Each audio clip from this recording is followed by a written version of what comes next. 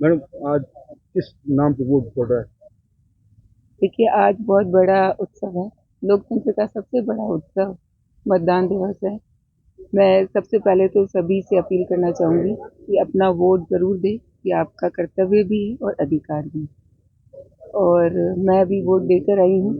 बाकी जनता जनार्दन है, सभी अपने-अपने हक का इस्तेमाल करेंगे। क्या लगता है मैडम किस सोच के साथ इस बार वोट देने जा रहे हैं? ऐसा है कि पिछले 15 साल से जिस तरीके से यहाँ के विधायक महोदय ने कार्य किया, यहाँ पर एक जो भय और डर का माहौल है, ये जनता उससे परेशान है। यहाँ जो व्यापारी हैं, ठेले वाले हैं, दुकान वाले हैं, कपड़े वाले हैं, सरकारी कर्मचारी हैं, आम आदमी भी यहाँ अपने आप को भय के माहौल में देखता है। तो सबसे पहली बात तो यहाँ बाड़मेर में भय का माहौल खत्म करके भाईचारा रखे और बाड़मेर के विकास के नाम पे बाड़मेर की 36 कौम की जनता अपनी इस बेटी के हक में मतदान करेगी। रात को कई वीडियो भी वायरल हुए, कोई नोट बांटे जा रहे थे या कहीं आपस में टक्कर भी हुई है। देखिए, ये जो चुनाव है ये 36 कौम की जनता लड़ रही है। प्रत्याशी प्रियंका चौधरी जरूर और हमारे साथ 36 कौम की जनता की ताकत है और जो सामने प्रत्याशी है उनके पास धन बल है और वो उसका पूरा दुरुपयोग करने का प्रयास उन्होंने 2 दिन से किया है और कल रात तो बहुत ही ज़्यादा किया है।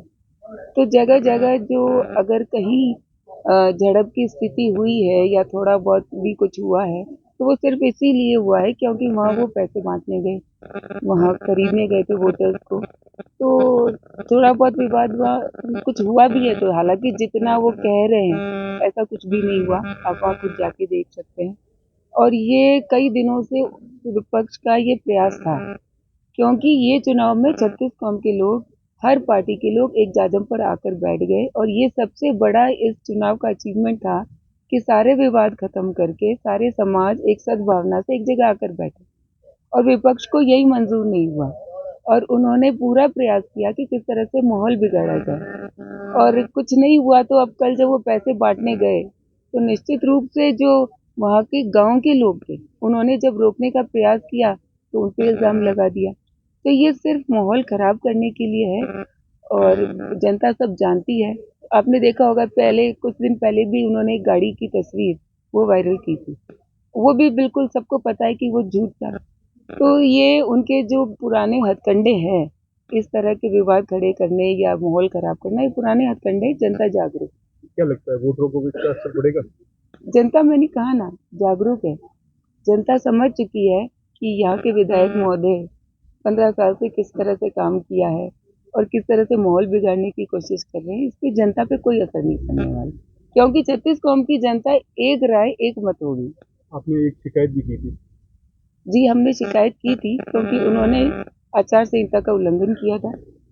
शाम के 6 बजे जब प्रचार खत्म हो जाता है, उसके बाद उन्होंने एक बड़ी मीटिंग की और वो बाकायदा उसकी फ़ोटो थी, वीडियोज़ थे और हमने इसकी शिकायत की। क्या आश्वस्त हैं आप अपनी जीत को लेकर?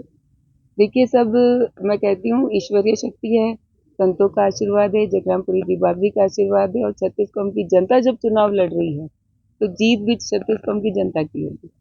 Thank you. धन्यवाद। Thank you. एक सेकंड हम